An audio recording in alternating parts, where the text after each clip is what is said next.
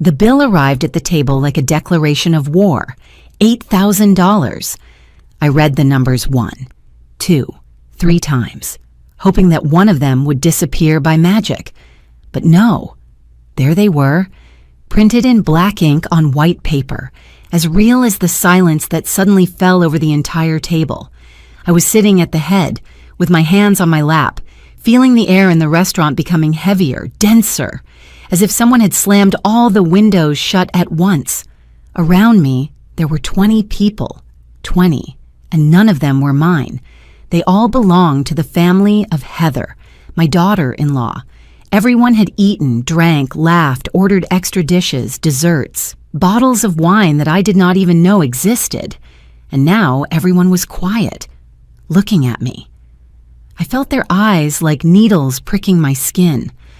I looked at my son Anthony, searching his face for some sign that he was going to resolve this, that he was going to speak, that he was going to say something. But Anthony did not look at me. He had his eyes fixed on his phone, as if none of this was happening. I squeezed my fingers against the fabric of my skirt, trying to keep calm. My heart was beating so fast I thought everyone could hear it. I wanted to say something, but I did not know what. I wanted to get up, but my legs would not respond. And then Anthony looked up. He looked me straight in the eyes, without blinking, without any expression on his face, and he said, with a voice so cold it did not seem like his, "Mom, you pay there. We will be waiting in the car." Just like that, without hesitating, without shame, as if he were asking me to buy a loaf of bread. I felt something break inside me, something that had been holding me up for years. During my whole life, Heather was already standing, adjusting her purse on her shoulder, smiling barely. With that smile, I had learned to hate in silence. The others began to get up too, one by one, saying goodbye to each other, laughing as if nothing had happened, as if I were not there, as if I were invisible, as if I were only a wallet with legs. I stayed seated, with the bill in front of me, feeling like the world was moving in slow motion. Anthony was already walking toward the exit, without looking back. Heather followed him, talking with her mother, with her brothers, with her aunts. Nobody said thank you to me. Nobody asked me if I was okay. Nobody asked me if I could pay for that, because for them, I could. For them. I was Olivia Marshall, the woman who always said yes, the woman who always found a way, the woman who never complained. But in that moment, seated alone at that enormous table, surrounded by empty plates and dirty glasses, I knew something. I knew that this had not started today. This came from much earlier. This had been growing in silence, like a poisonous plant that I had watered without realizing it. And now it was in front of me, enormous, inevitable, asking me to pay for it. I took my purse with trembling hands. I opened it slowly, feeling how all the waiters were watching me from afar, waiting. The restaurant manager was already approaching, with that face of fake concern that people have when they know someone is not going to be able to pay. I took out my wallet, I opened it, and I saw my cards, my bills, everything I had saved for months, for years, everything I had gathered with so much effort. And then I thought about something. I thought about how many times I had done this before, how many times I had paid without anyone asking me, how many times I had given without anyone thanking me, how many times I had stayed silent so as not to cause problems. And I asked myself, until when? Until when was I going to keep doing this? Until when was I going to let them treat me as if I did not matter? I closed the wallet. I closed the purse. I got up from the chair, feeling my legs trembling, but they held me up. The manager looked at me surprised. I looked at him, and then I looked toward the door, where my son had already disappeared, and then I walked. I walked toward the exit, with my head held high, with my heart destroyed but with something new inside me, something I had not felt in a long time, something that looked like dignity. Behind me, I heard the manager calling me. I heard voices rising. I heard hurried steps, but I did not stop. I kept walking, because in that moment I knew that if I stopped, if I went back, if I paid that bill, I was going to die in there. Not physically, but in all the ways that matter. I was going to die as a woman, as a mother, as a human being, and I was not willing to die like that. Not yet. Not for them. It all started 3 days before, on a Tuesday afternoon, when the phone rang while I was watering the plants on the balcony. It was Anthony. I felt that small spark of joy I always felt when I saw his name on the screen. That foolish, motherly illusion that thinks her son calls her because he misses her, because he wants to know how she is, because she matters to him. I answered quickly, wiping my hands on my apron. "Hello, son," I said, trying not to sound too anxious, too needy. He responded with a casual tone, almost uninterested. "Hello, Mom. I am calling quick. Heather and I want to invite you to dinner this Friday. Nothing formal. Just something quiet with family." I felt my heart fill with hope. It had been weeks since I had seen them. It had been weeks since I expected any sign that I still existed for them, that I still mattered. "Of course, son. Of course." I responded immediately, without thinking. "What time? Where? Do you need me to bring something?" Anthony paused, as if he were doing something else while he spoke to me. "No, Mom. Do not bring anything. Just come. I will send you the address later. It is a new restaurant that Heather likes." I nodded, although he could not see me. Perfect son. "I will be there. Thank you for inviting me." There was another awkward silence. And then he said, "Well, Mom, I have to hang up. See you Friday." And he cut the call before I could say anything else. I stayed there standing, with the phone in my hand, feeling that strange mix of happiness and emptiness I had learned to carry in the last few months. Happiness because my son had called me, because he had invited me, because I was going to see him. Emptiness because the call had been so short, so cold, so mechanical. But I told myself that it did not matter, that the important thing was that he had thought of me, that he still wanted me in his life. I went back to my plants, but I could not focus anymore. My mind was thinking about what to wear, if I should bring a gift for Heather even though Anthony had said no, if I should offer to pay the bill or wait for them to do it.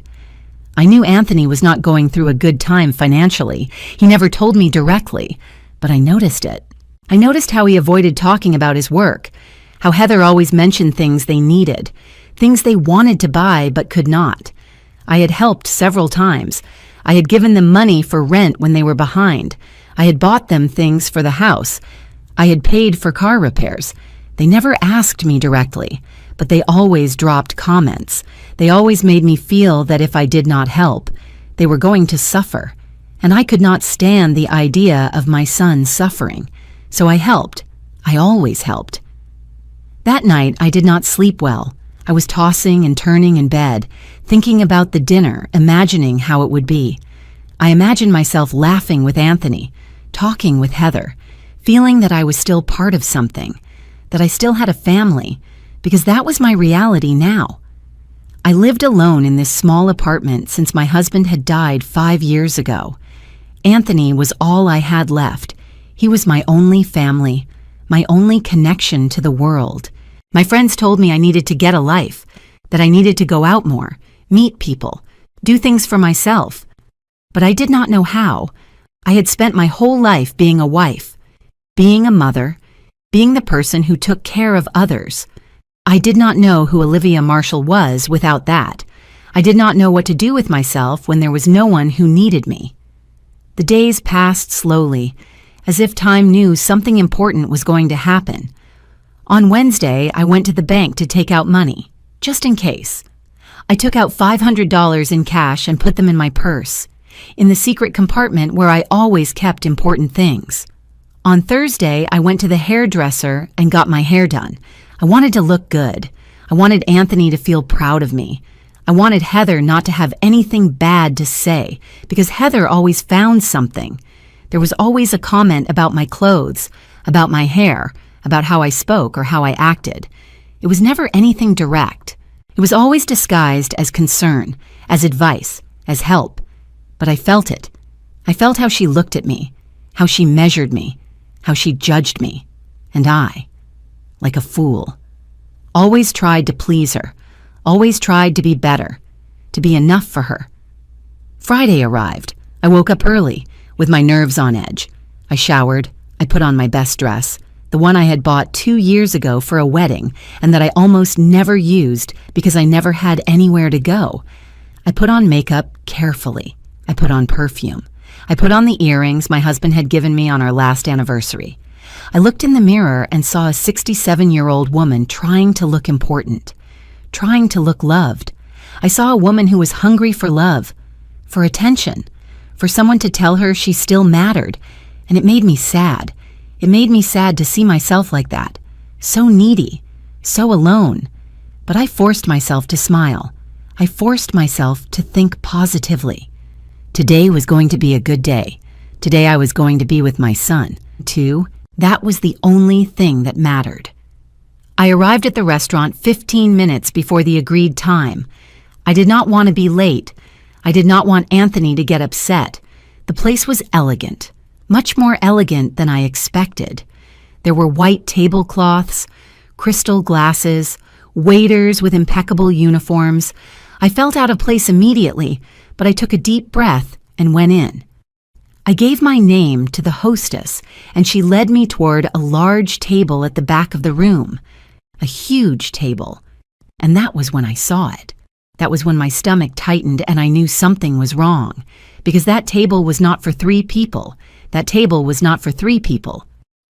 I stood next to the table, talking to someone on the phone, when he saw me arrive. He cut the call quickly and greeted me with a kiss on the cheek. His greeting was cold, automatic, like someone fulfilling an obligation. "Hello, Mom. You are early," he said. And I did not know if that was good or bad.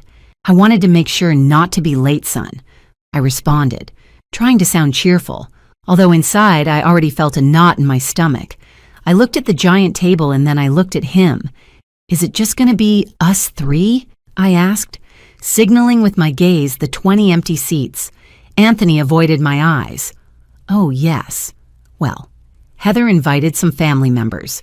You know how she is. She likes the family to be united."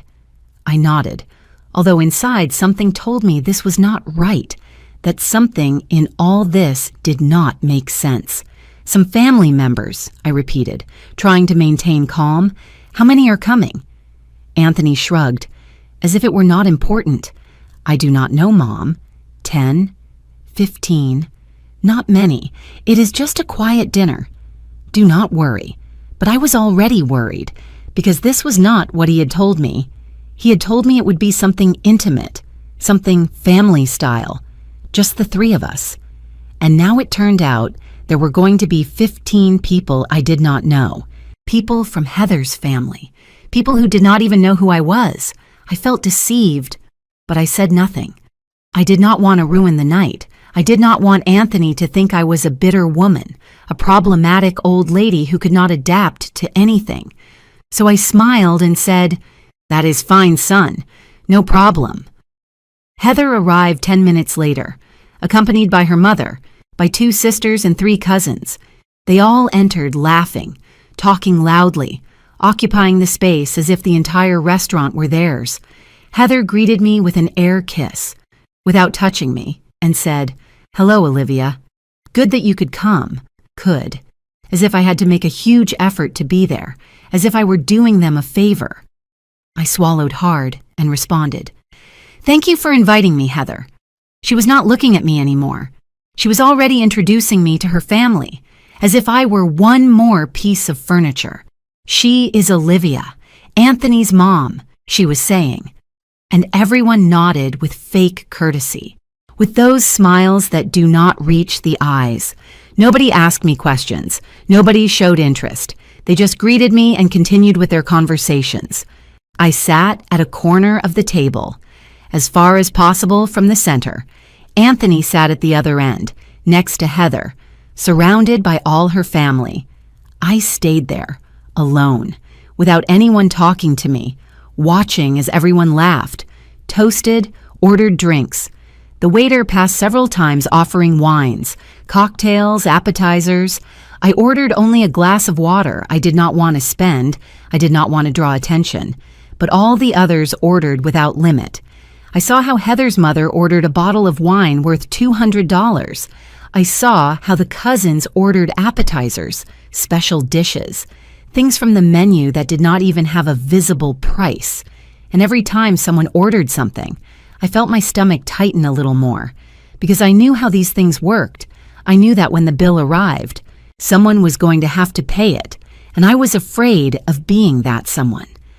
I tried to talk to Anthony from my spot. I called him a couple of times, but he did not hear me. Or he pretended not to hear me. He was too busy laughing with Heather's brothers, too busy pouring wine, too busy being the perfect son-in-law. I felt invisible. I felt that I did not matter there, that I was just an ornament. One more number at the table. And then the food arrived. Huge plates, steaks, seafood, sides, sauces. Everything looked beautiful. Everything smelled delicious. But I could barely eat. I had a knot in my throat that would not let me swallow. Around me, everyone ate and laughed as if this were the most normal thing in the world, as if spending hundreds of dollars in a single night was something every day, something unimportant. At one moment, Heather's sister, a woman of about 40 who did not stop talking, looked at me from the other side of the table and said, "Olivia, you must be proud of Anthony. Heather tells us he is a very attentive son, very generous." I did not know what to respond. Generous? Anthony? My son, who had not visited me in months unless it was to ask for something, who called me only when he needed money, who had invited me to this dinner without even warning me it was going to be a massive event. But I smiled and said, "Yes, I am very proud of him." Because that was what I was supposed to say. That was what a good mother said, even though inside she felt something was deeply wrong. Then Heather's mother, a lady of about 60 with expensive jewelry and an air of superiority, leaned toward me and asked me, "Olivia, do you still work or are you already retired?" The question sounded innocent, but I felt the venom behind it. "I am retired," I responded calmly. "I worked 30 years as an administrative assistant at a CPA firm." She nodded, but her expression did not change. "Oh, how nice. Surely you have a good pension then." I felt my face getting hot. "It is modest, but it is enough for me to live," I said, trying to sound dignified. She smiled, but it was not a kind smile. How nice, because raising children is not easy, and now that they are grown, at least one can enjoy a little of what one saved, right? I nodded. But inside something broke, because I knew exactly what she was doing. She was measuring me. She was calculating how much money I had, how much she could get out of me. Heather joined the conversation. "Yes, Olivia is very hardworking. Anthony always tells us how she raised him alone after his dad died." I looked at my son, hoping he would say something, that he would defend me, that he would set limits. But Anthony only nodded and kept eating. Heather continued. "In fact, recently she helped us with the rent. It is lucky to have such an understanding mother-in-law." I felt how all the gazes at the table landed on me. I felt how they weighed me, how they judged me, how they labeled me. Olivia, the mother-in-law with money. Olivia, the one who pays. Olivia, the piggy bank. I wanted to scream. I wanted to get up and run out, but I did not do it. I stayed there, quiet, smiling, pretending everything was fine. Heather's brother, a young man of about 30, ordered another bottle of wine. Then he ordered desserts for the whole table. Then he ordered coffee, liquors, digestives. And every time he ordered something, he looked toward where I was, as if he were waiting for my reaction, as if he were testing me. I kept my gaze low, my hands on my lap, my heart beating so hard I felt it was going to explode. And then, in the middle of all that chaos, Anthony got up and went to the bathroom. Heather followed him a few minutes later. I stayed alone at the table with all these strange people, feeling how time became eternal, how every second was torture. Nobody spoke to me. Nobody included me. I was just the one who was there, occupying space, waiting for something to happen. When Anthony and Heather returned, he had a weird expression on his face. He would not look me in the eyes. Heather, on the other hand, was smiling, a triumphant smile, victorious, and I knew, in that moment, that something bad was coming, something much worse than everything that had already happened that night. Because I knew that look. I had seen that look before. It was the look of someone who has already made a decision, of someone who has already planned everything, of someone who is only waiting for the perfect moment to execute their plan. And I was the target. When everyone finished eating, when there was nothing left on the plates, when the glasses were empty and the desserts consumed, the atmosphere changed. There was a strange silence, as if everyone were waiting for something. I looked around trying to understand what was happening, but nobody returned my gaze. Everyone avoided my eyes. Everyone seemed to be concentrated on their phones, on their private conversations, on anything except me, except on the reality of what was coming. The waiter approached the table with a black folder in his hand, the check. My heart started to beat faster. I looked toward Anthony, hoping he would do something, that he would ask for the bill, that he would take control of the situation. But Anthony was still on his phone, writing messages, completely ignoring what was happening. The waiter left the folder in the center of the table and retired discreetly. Nobody touched it. Nobody opened it. Everyone simply stayed there, like statues, waiting. Heather's mother was the first to speak. "What a wonderful dinner," she said with a wide smile. It had been a long time since we ate so well as a family. The others nodded, murmuring words of agreement. "Yes, it was incredible," said one of the cousins. "We should do this more often," added one of the sisters. I listened to all this feeling my stomach twisting, because nobody was mentioning the bill, nobody was offering to pay, nobody was even recognizing that there was a pending debt on the table, and I knew why. I knew exactly why. Heather got up from her chair and walked toward the bathroom, taking two of her sisters with her. They passed next to me without saying a word, without even looking at me. I stayed there, feeling the weight of the situation falling on my shoulders. Anthony finally put away his phone and looked at me. But it was not the look of a worried son. It was not the look of someone trying to solve a problem. It was a cold look, calculating, distant, a look I did not recognize, a look that scared me. "Mom," he said in a low voice, barely audible among the noise of the restaurant. I leaned forward to hear him better.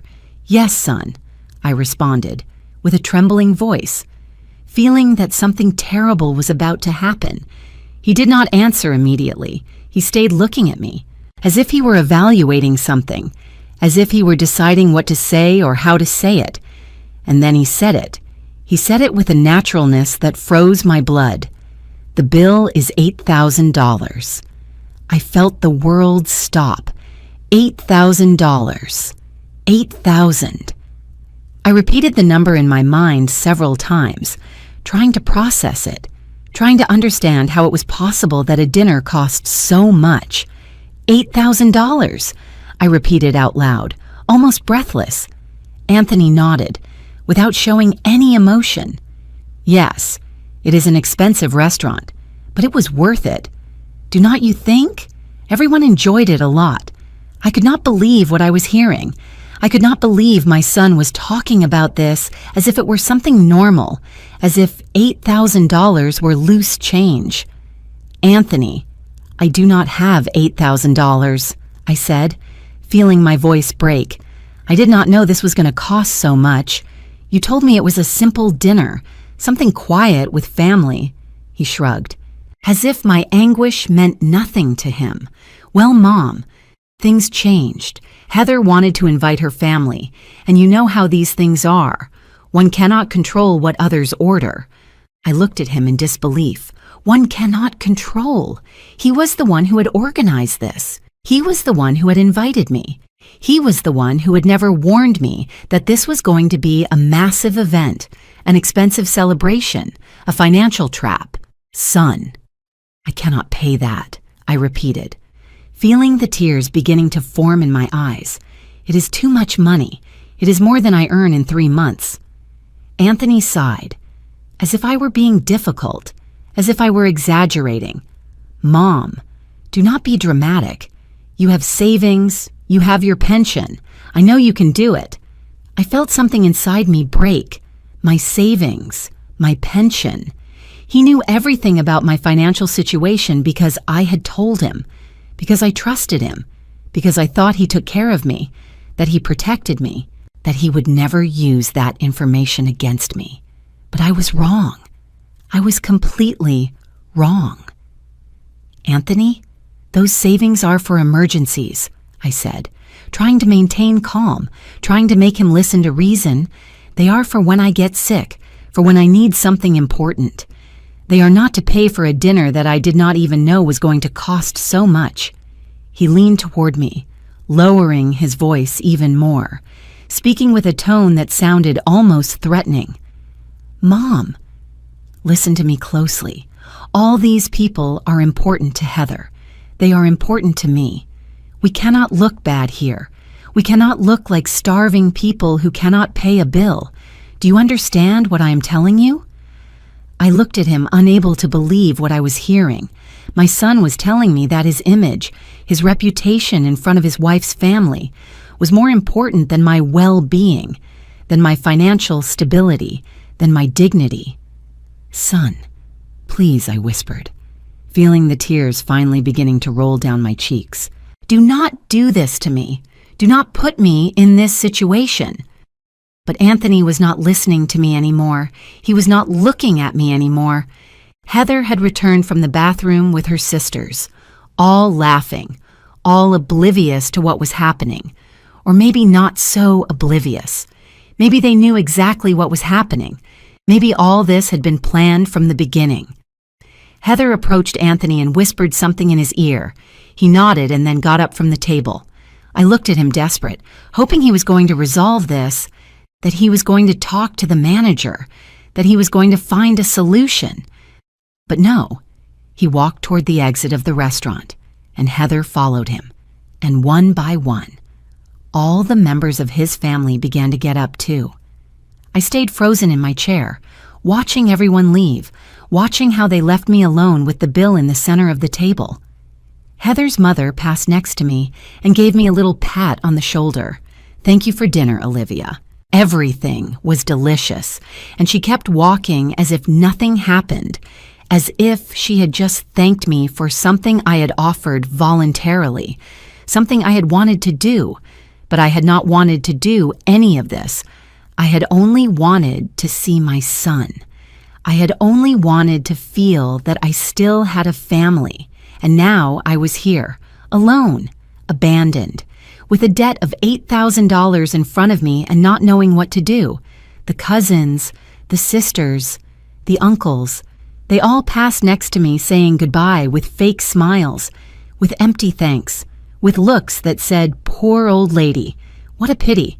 But none offered to help. None asked if I was okay. None questioned why I had to pay for all of them, because for them I was just that.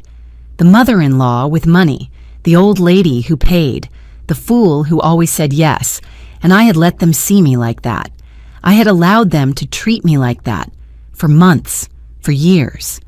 I had accepted this without saying anything, without setting limits, without defending myself, and now I was paying the price.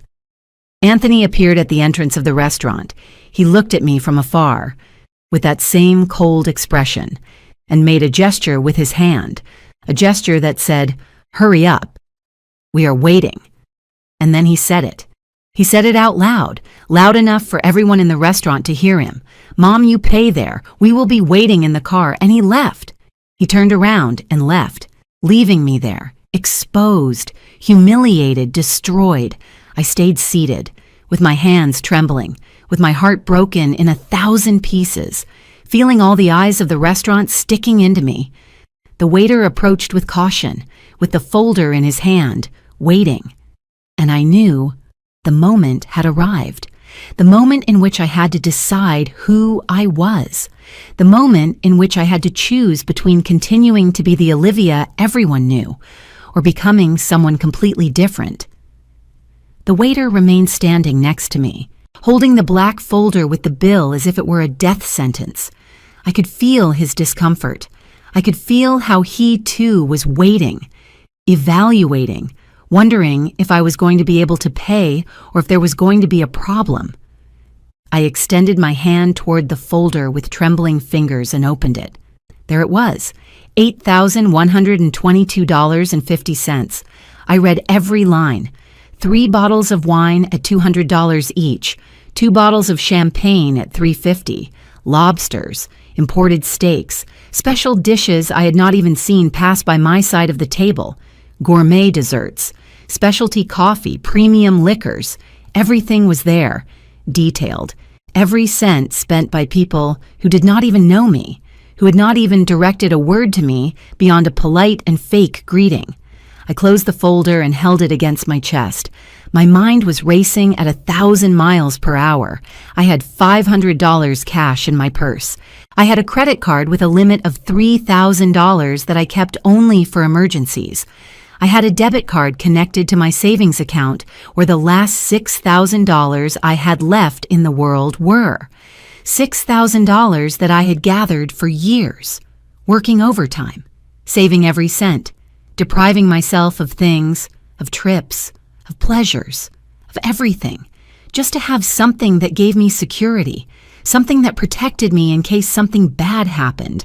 And now my son was asking me to spend all that, to empty my account, to leave me with nothing, just to save his image in front of people I did not care about.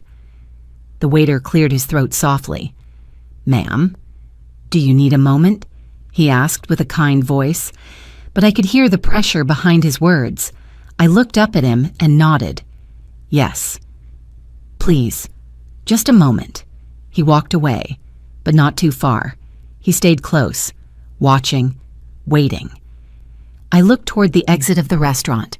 I could see the glass doors, the dark street on the other side, the lights of the cars passing. I knew Anthony was outside, sitting in his car, waiting for me to do what I always did, waiting for me to pay, waiting for me to swallow my pride, my pain, my humiliation, and act like the good mother I had always been, the mother who never said no, the mother who always sacrificed herself.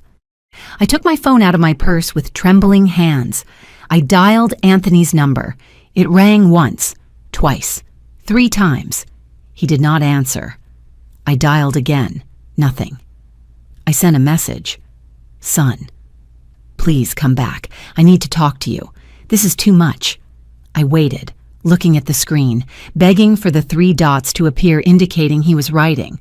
But they did not appear. Nothing. He was ignoring me. He knew exactly what he was doing. He knew I was desperate, that I was suffering, and he did not care.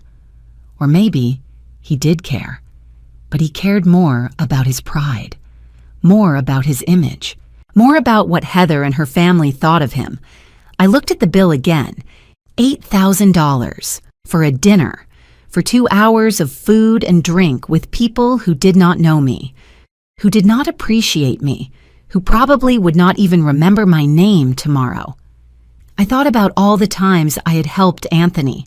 I thought about the $2,000 I gave him when he fell behind on rent. I thought about the $1,500 I lent him to fix the car. I thought about the expensive birthday gifts for Heather, about the appliances I bought them when they moved, about the times I paid for their groceries without them asking me, just because I wanted to help, just because I wanted to be a good mother-in-law, someone useful, someone who deserved to be in their lives. I thought about my husband, about how he had told me before dying that I should take care of myself, that I should think about myself, that I owed nothing to anyone but myself. He had left me a little money.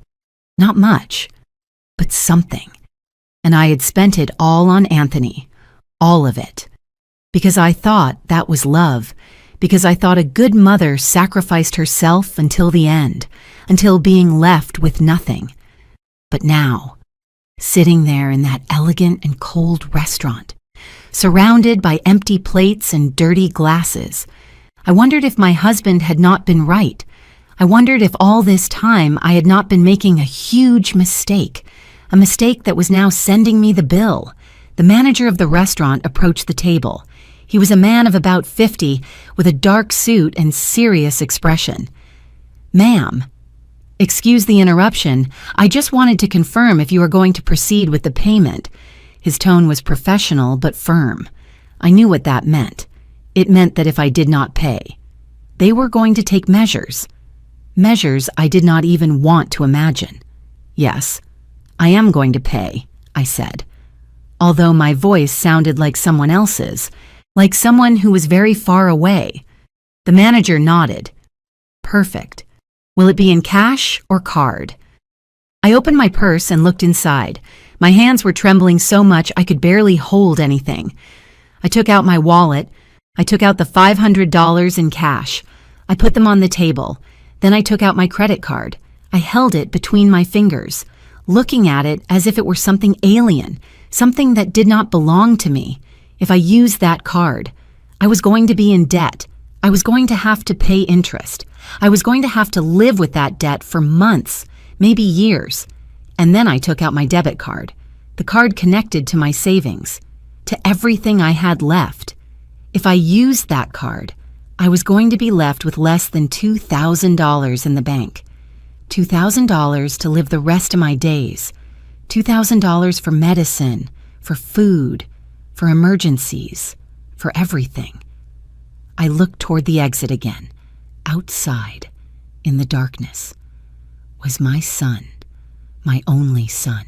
The boy I had raised alone after his father died, the boy for whom I had worked double shifts for years so he could study, so he could have a better life than mine. The boy who was now doing this to me, and I felt something I had never felt toward him before. I felt rage, pure rage, hot, burning. Rage because he had lied to me. Rage because he had used me. Rage because he knew exactly what he was doing and he had done it anyway. Rage because he had turned me into this, into a broken woman, humiliated, abandoned in a restaurant with a bill she could not pay. The manager was still there, waiting. The waiters were watching from afar. Some people at other tables had noticed what was happening and were whispering among themselves. I could feel their looks, their judgments, their opinions forming about me. Poor old lady. What a shame. Surely the family abandoned her with the bill. What ungrateful children. But nobody approached. Nobody offered help. Nobody did anything other than watch and judge. Because that is what people do. They watch, they judge, but they do not act. Not when it means getting involved, not when it means risking something of their own. I put the 2 cards on the table next to the cash. "I am going to pay with this," I said, pointing to everything. My voice sounded hollow, lifeless. The manager took the cards and the cash. "I am going to process it. One moment, please." He walked away and I stayed there, alone again, feeling my entire life crumbling before my eyes. I thought about my mother, who had died when I was young. I thought about what she would have told me if she were here. Probably she would have told me that family is the most important thing, that one always forgives, that children are children and one has to endure whatever for them. But my mother had never gone through this. My mother had never been humiliated like this by her own son. I thought about the women my age that I knew. Some lived with their children, happy, cared for, loved. Others lived alone but had good relationships with their families. They saw each other often, they shared, they supported each other. And then there was me, who had given everything and now had nothing. Me, who had sacrificed everything and now was being sacrificed. Me, who had believed that a mother's love was unconditional and now discovered that a son's love was not. The manager returned with a receipt.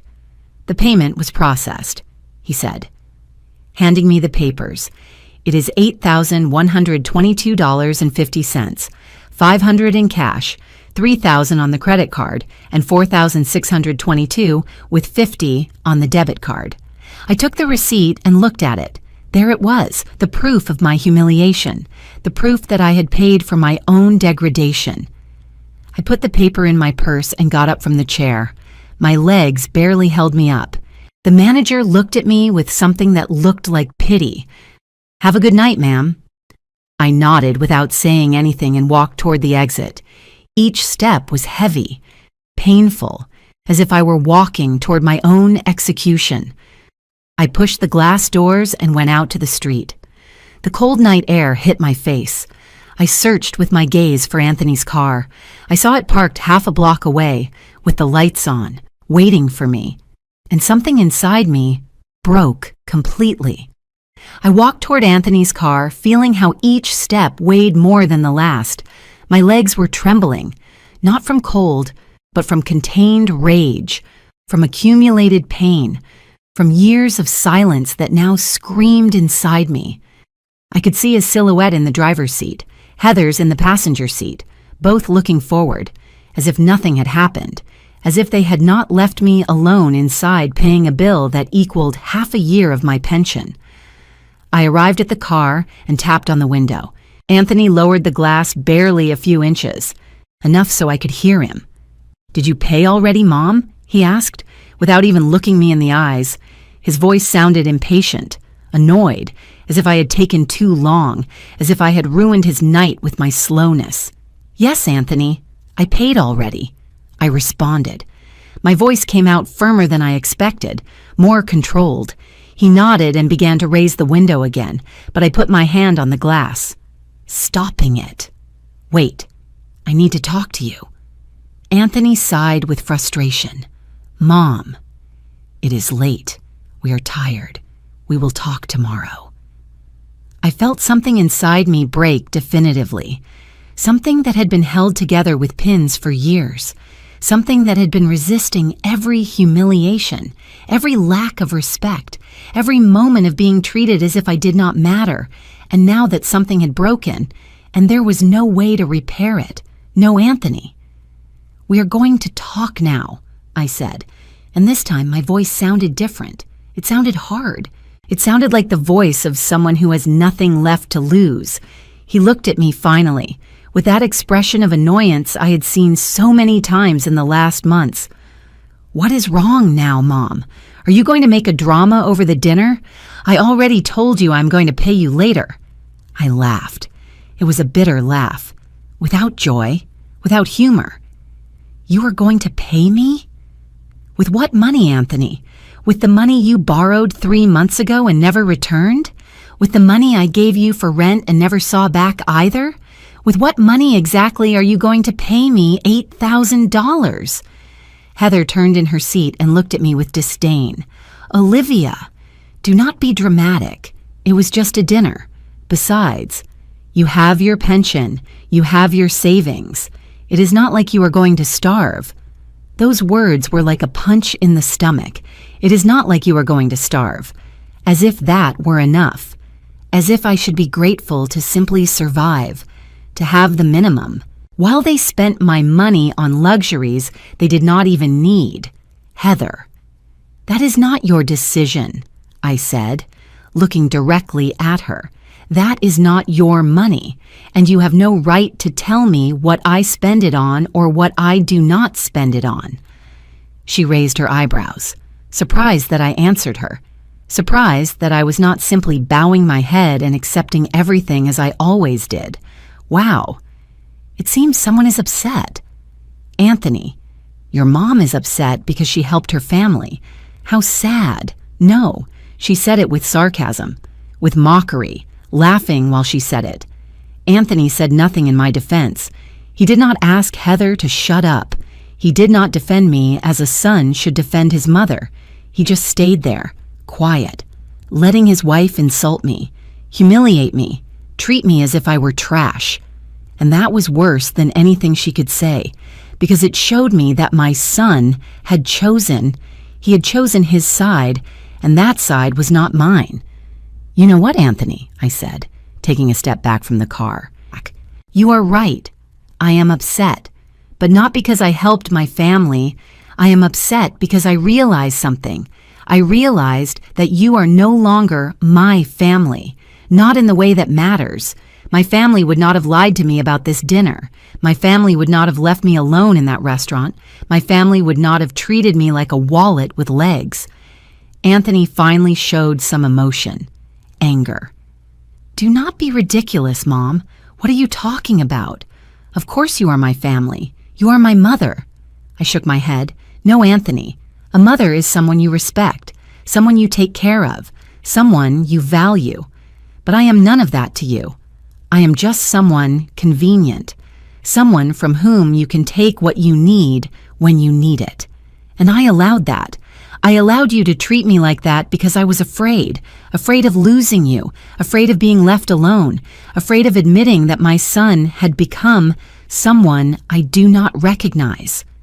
My voice broke at the end, but I did not cry. I was not going to give them that satisfaction. Heather let out a cruel laugh. Oh, please, this is pathetic. Anthony, let's go. Your mom is being dramatic as always.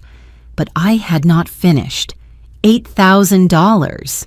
Anthony, $8,000 that I did not have, that I should not spend, that I did not want to spend, but I spent them. I spent them because you asked me to, because you told me it was important, because I still had that stupid hope that maybe, just maybe, if I did this, you would go back to being the son I knew, but I was wrong. That son does not exist anymore, and maybe he never existed. Anthony hit the steering wheel with frustration. Enough, Mom. You always do the same thing, always with your guilt, always with your drama. I told you I am going to pay you. No, I said firmly, you are not going to pay me, because I am no longer going to accept anything from you. I am not going to accept your money. I am not going to accept your empty promises. And definitely, I am not going to accept you treating me like this ever again. I took another step back, moving away from the car. Anthony opened the door and got out, walking toward me with quick steps. What is that supposed to mean? Are you threatening me? I looked him in the eyes. Those eyes that were once those of my baby, those of my little boy, those of my son who hugged me and told me I was the best mom in the world. But those eyes were no longer there. There was only coldness, manipulation, selfishness. I am not threatening you, Anthony. I am telling you the truth. It is over. I am no longer going to be your backup plan. I am no longer going to be your financial solution. I am no longer going to be the person you call only when you need something. Heather got out of the car too, crossing her arms with arrogance. Wow, how brave you got all of a sudden, Olivia.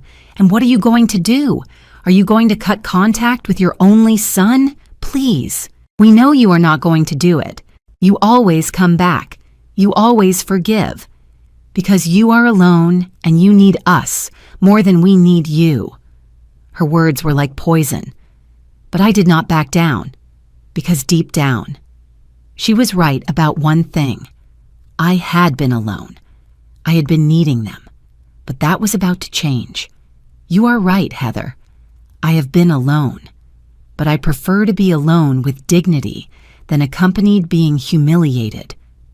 I turned around and started walking down the street, moving away from them, moving away from the car, moving away from everything. Mom, do not be stupid. How are you going to get to your house? Anthony shouted behind me. I did not stop. I took out my phone and called a taxi. In 5 minutes, he was there. I got in without looking back, without turning to see if Anthony was following me, without caring anymore about anything they thought or said. The driver asked me for the address, and I gave it to him with a calm voice as the taxi drove away. I looked one last time through the rear window. Anthony and Heather were still standing there, watching the taxi leave, and I knew something had changed forever, something that would never be the same again. I arrived at my apartment past midnight. The taxi dropped me at the entrance, and I climbed the stairs slowly, feeling every step as if it weighed 1,000 kilos. I opened the door and entered the darkness. I did not turn on the lights immediately. I stayed there, standing in the threshold, with my purse hanging from my shoulder, with the receipt of $8,000 deep in the wallet. The house was silent, a heavy silence, crushing. That reminded me that I was alone, that I had always been alone, that the company I believed I had with Anthony was just an illusion, a mirage I had invented so as not to face the reality of my life. I walked to the sofa and let myself fall on it. I did not cry. I had no tears left. I only felt a huge void in my chest. As if someone had ripped something vital from me and left me hollow. I thought about all the money I had just spent. $8,000. I calculated mentally how much I had left. $1,300 in my savings account, $500 in cash that I had kept at home for emergencies, and a debt of $3,000 on my credit card that I was going to have to pay with interest I could not afford. In total, less than $2,000 to live. My pension was $900 a month. My rent was $600.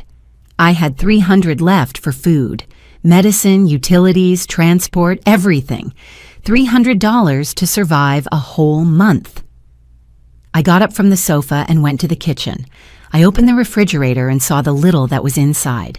Milk, eggs, some vegetables, a piece of cheese. I closed the door and leaned against it, feeling the weight of everything crushing me. How had I reached this? How had I allowed my life to become this? I had worked for 30 years. I had been a responsible woman, thrifty, careful. I had planned my retirement. I had saved money. I had been prudent. And now all that had vanished. All for my son. All for trying to maintain a relationship that only existed in my imagination. I went back to the living room and sat in front of the small table where I had my phone. I picked it up and saw I had 3 missed calls from Anthony and several messages. The first said, "Mom, do not be like that. You know I love you." The second, "Heather says you exaggerated, but it is okay. She will get over it." The third, "Tomorrow we talk when you are calmer." I read the messages without feeling anything. No anger, no sadness, nothing. Just a deep void. Because I realized something. Anthony was not sorry. Anthony was not worried about me.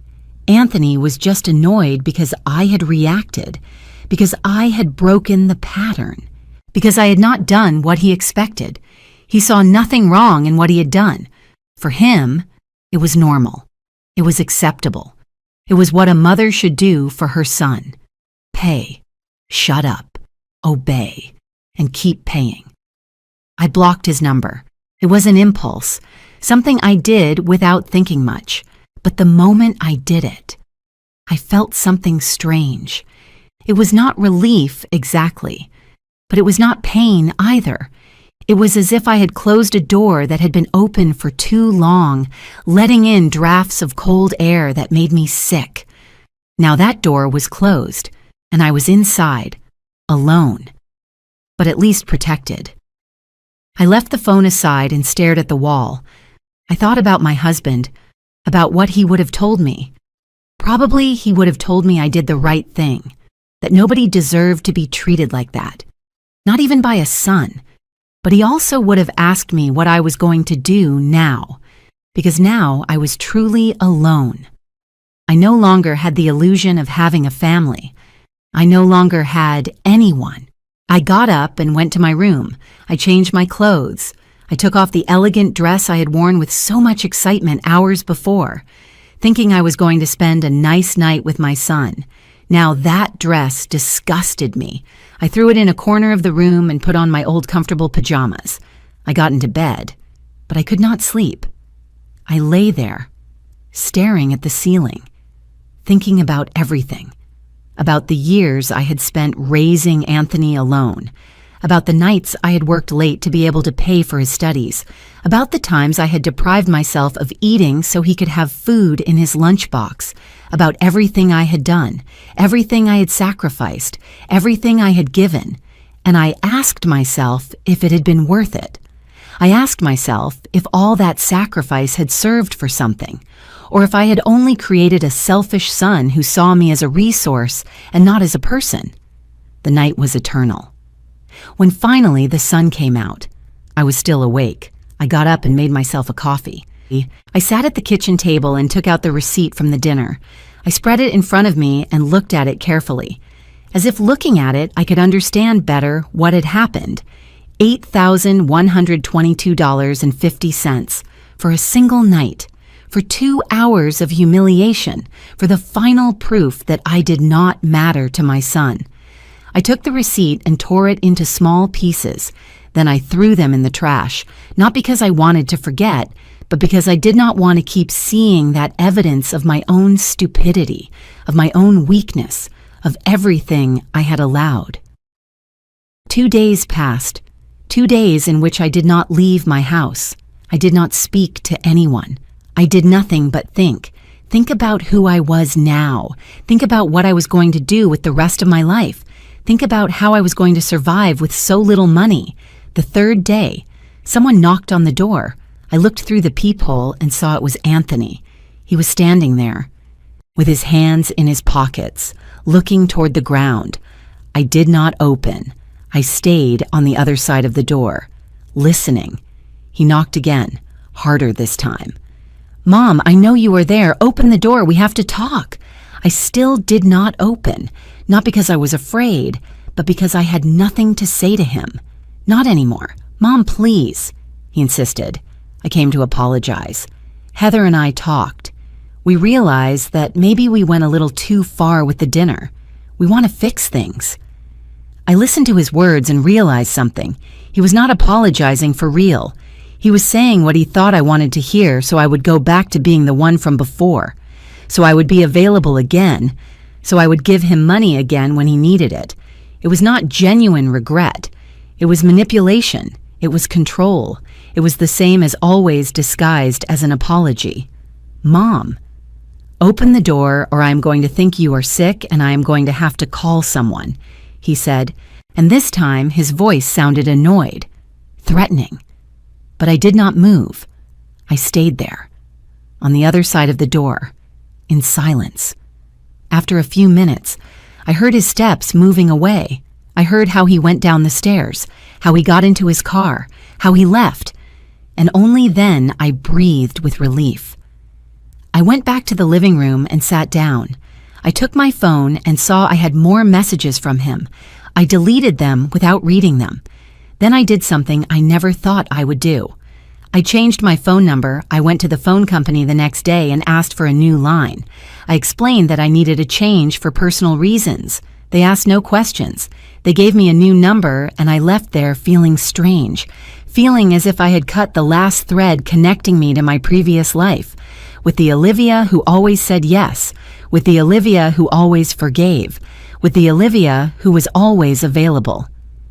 That night I slept better than in weeks. It was not a deep sleep, but at least I slept. And when I woke up, something had changed. It was not happiness exactly. It was not peace, but it was something resembling acceptance. Acceptance that my life was this now. Acceptance that I was alone.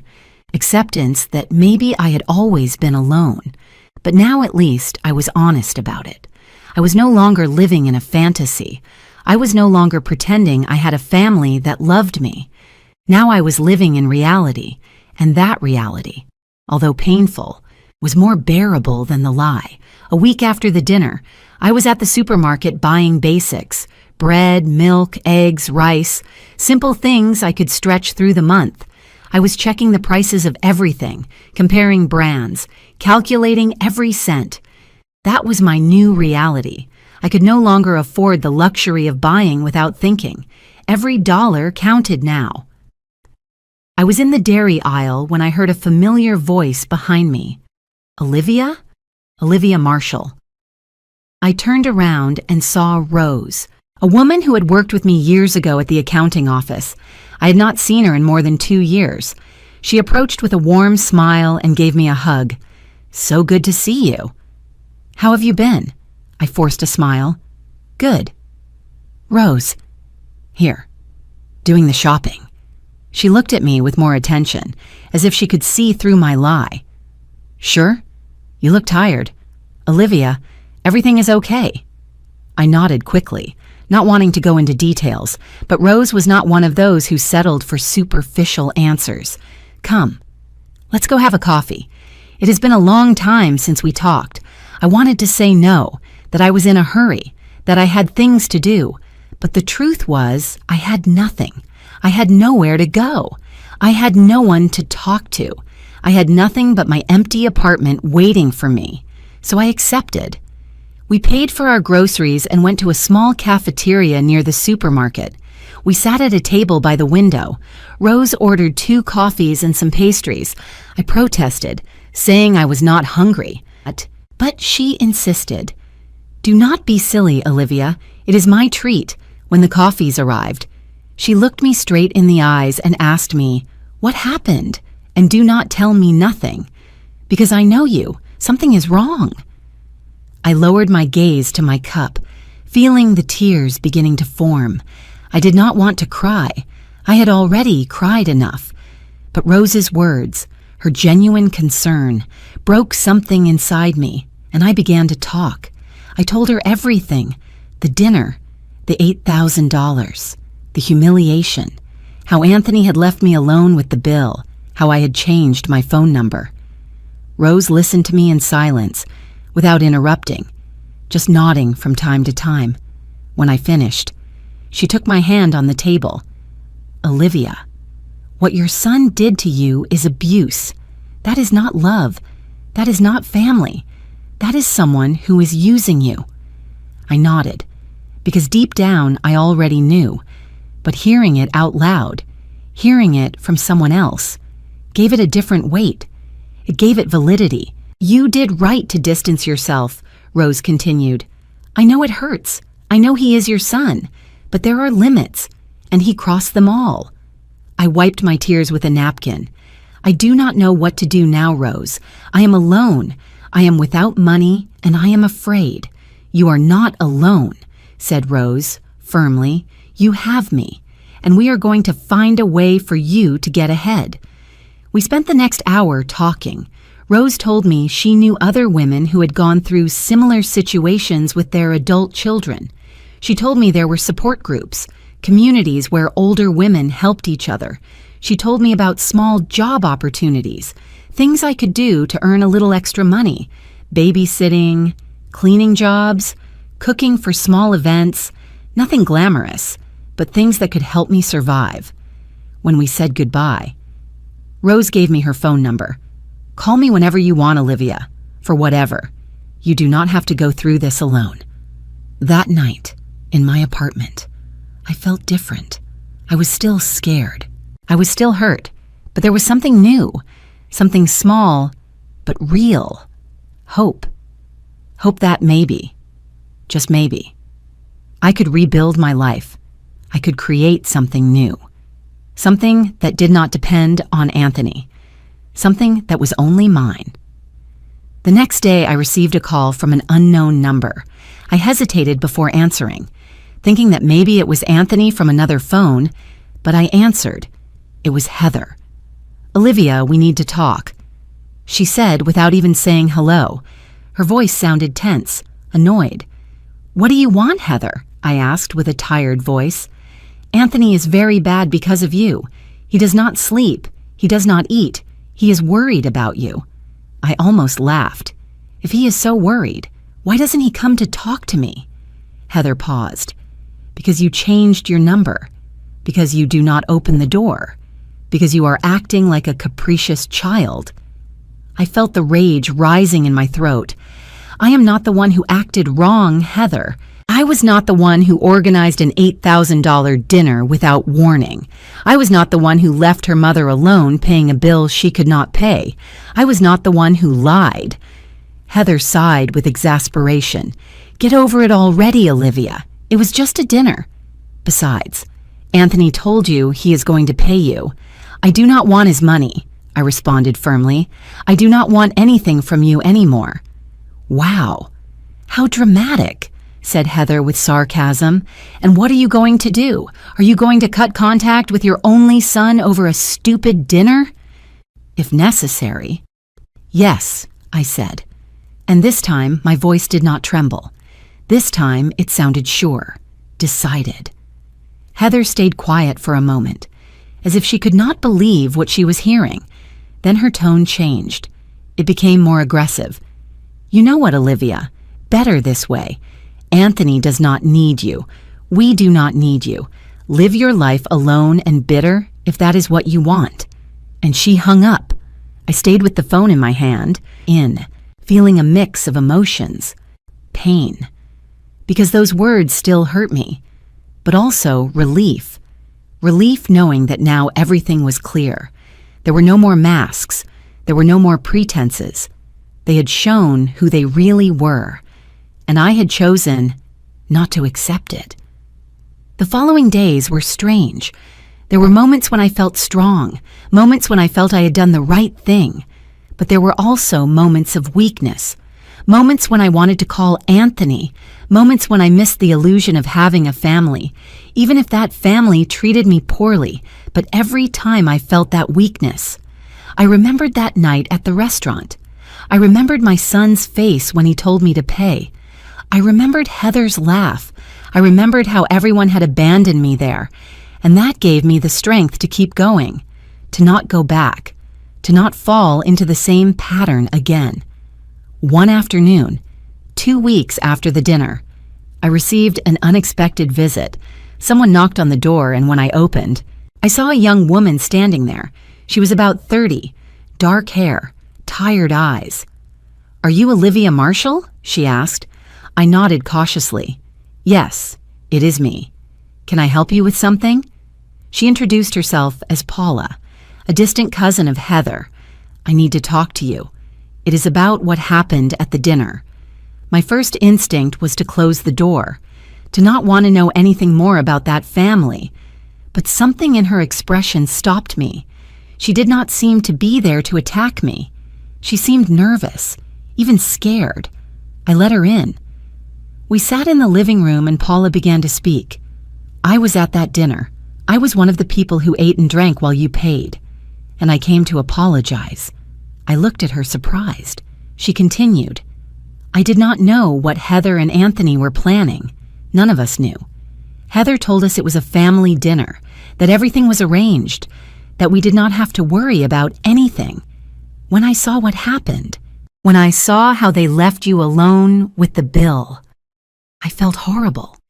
Her eyes filled with tears. I wanted to say something. I wanted to offer to help. But Heather stopped me. She told me that if I got involved, she was going to make my life impossible in the family, and I am a coward, Mrs. Olivia. I stayed quiet. I did not know what to say. Part of me wanted to be angry with her too, but I saw her genuine regret and I could not. "Why are you telling me this now?" I asked. Paula took a deep breath.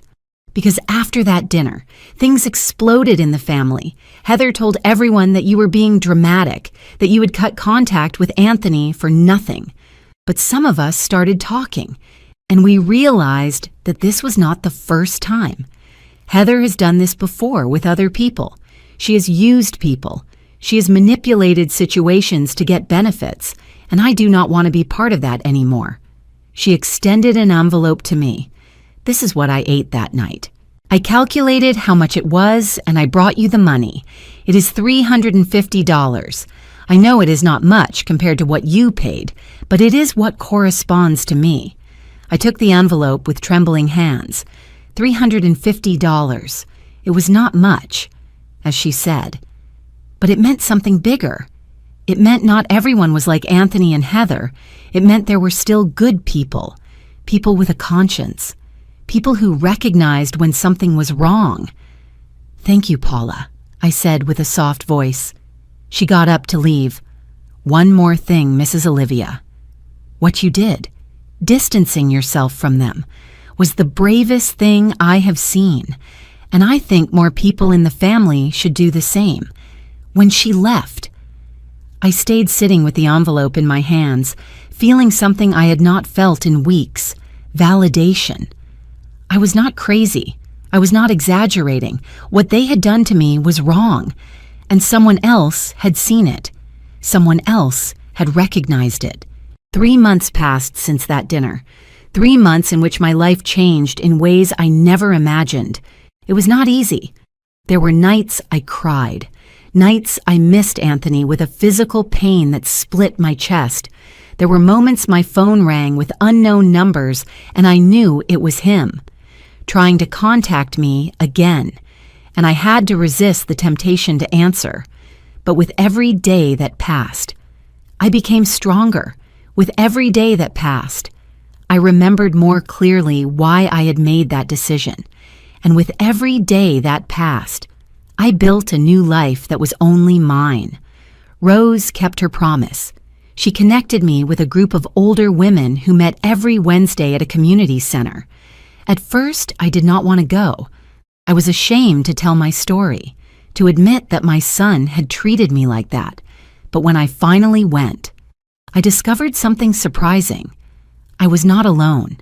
There were other women who had gone through similar things, some even worse, women whose children had abandoned them, had robbed them, had mistreated them, and all of them had found a way to keep going, to rebuild themselves, to find dignity in the midst of pain.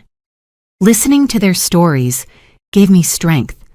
It made me realize that what happened to me was not my fault, that I had not failed as a mother, that I simply raised a son who chose to be selfish.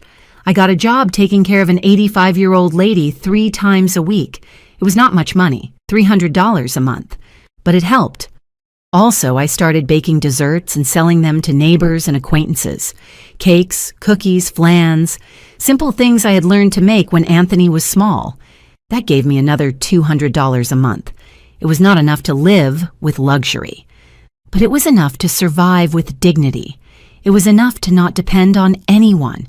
It was enough to feel useful again, to feel that I still had value, that I could still contribute something to the world. One day, 4 months after the dinner, I was in the park with Rose when I saw Anthony. He was sitting on a bench, alone, looking at his phone. He looked different, thinner, more tired, with deep dark circles. He saw me before I could turn around. He got up and walked toward me. Rose squeezed my arm. "Do you want me to stay?" she asked. I nodded. I did not want to face him alone. Anthony stopped in front of us. "Mom," he said, and his voice sounded broken. "I have been looking for you for months." I did not answer, only looked at him, waiting to see what he wanted now. "I need to talk to you." "Please," he insisted. "Speak," I said with a firm voice. Anthony looked at Rose with discomfort. "Alone." I shook my head. "Whatever you have to tell me, you can say it in front of my friend." He sighed, frustrated, but finally spoke. "Heather and I broke up. She left me a month ago." I felt something hearing that, but it was not what I expected. It was not joy. It was not satisfaction. Just emptiness. "I am sorry to hear that," I said. I meant it. Not because I cared about Heather, but because I knew for Anthony that must be painful. "You are not sorry," he said with bitterness. "You were right about her. You were right about everything." "And you come to tell me that now?" I asked. "You come to tell me I was right after everything that happened?" Anthony lowered his gaze. "I come to apologize. I come to tell you I am sorry, that I was wrong, that I should have listened to you." I looked at him in silence for a long moment. Part of me, the part that was still a mother, wanted to hug him, wanted to tell him everything was okay, that I forgave him, but the other part, the part that had learned to value herself, knew I could not do that. Not yet. Maybe never. "Anthony," I appreciate your apology, but an apology does not erase $8,000. An apology does not erase months of manipulation and mistreatment. An apology does not erase the fact that you left me alone in that restaurant, knowing I could not pay that bill." He looked up, with tears in his eyes. "I know, Mom. I know. And I do not expect you to forgive me now. I just want you to know I regret it, that I have been living with that guilt every day." I nodded. "Good. I hope that guilt makes you a better person. I hope you never treat anyone like you treated me." Anthony took a step toward me, extending his hand as if he wanted to touch me. "Can we try again? Can we start from zero?" I took a step back. "No, Anthony, we cannot. Because I am no longer the same person. I am no longer the mother who says yes to everything. I am no longer the woman who lets herself be trampled just to keep the peace. That woman died that night in the restaurant, and the woman I am now has no space for people who hurt her. But I am your son," he said, and his voice broke completely. "I am always going to be your son." I felt tears filling my eyes, but I did not let them fall. "Yes, Anthony, you are always going to be my son, and I am always going to love you. But love does not mean accepting mistreatment. Love does not mean sacrificing myself until I have nothing. Love does not mean losing my dignity. And if you cannot love me without hurting me, then it is better we stay apart." Anthony stayed there standing, not knowing what to say, not knowing what to do. Finally, after a long silence, he nodded. "I understand," he said with a voice barely audible. "I hope someday you can forgive me." And he left. I watched him walk away, walking with his shoulders slumped, defeated, and I stayed there, standing next to Rose, feeling a mix of emotions I could not describe. "Are you okay?" asked Rose, taking my hand. I nodded slowly. "Yes, I am okay." And it was true. It hurt. Of course it hurt, but it was a different pain. It was the pain of closing a chapter, of letting go of something that no longer served, of choosing myself for the first time in my life. That night, in my apartment, I sat in front of the mirror and looked at myself, really looked at myself. I saw the wrinkles around my eyes, the gray in my hair, the marks of time on my face, but I also saw something else. I saw strength. I saw dignity. I saw a woman who had survived the worst and had come out the other side, not intact, but whole. I took my notebook and started writing. I wrote about everything that had happened, about everything I had learned, about everything I had felt, and at the bottom of the page, I wrote something that became my new mantra, my new truth. I do not owe my happiness to anyone. I do not owe my money to anyone. I do not owe my dignity to anyone, not even to my son, especially not to my son if he does not know how to value it. I closed the notebook and put it away. Tomorrow would be another day, a day in which I would continue building my new life, a life in which I was the protagonist, not the victim, a life in which I chose who entered and who left, a life in which I finally, after 67 years, learned to put myself first. The following months brought more changes. Paula, Heather's cousin who had visited me, became a friend. She told me that several family members had cut contact with Heather after finding out what she had done. She told me Anthony had to sell his car to pay debts Heather had left. She told me he was living in a small apartment, working 2 jobs, trying to rebuild his life.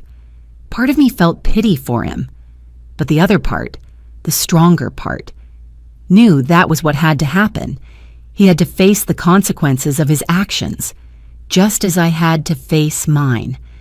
A year after that dinner, I was in a very different situation.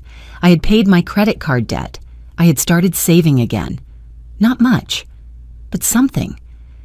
I had found my place in the women's group, where now I helped others who were going through similar situations. I had learned to live alone without feeling alone. I had learned that family is not just blood. It is also the people you choose, the people who value you, the people who treat you with respect, and above all, I had learned the most important lesson of all, that it is never too late to recover your dignity. It is never too late to say enough. It is never too late to choose yourself, because in the end, the only person you are going to live with every day of your life is yourself. And you deserve to live with someone who respects you, who values you, who loves you, even if that person is yourself.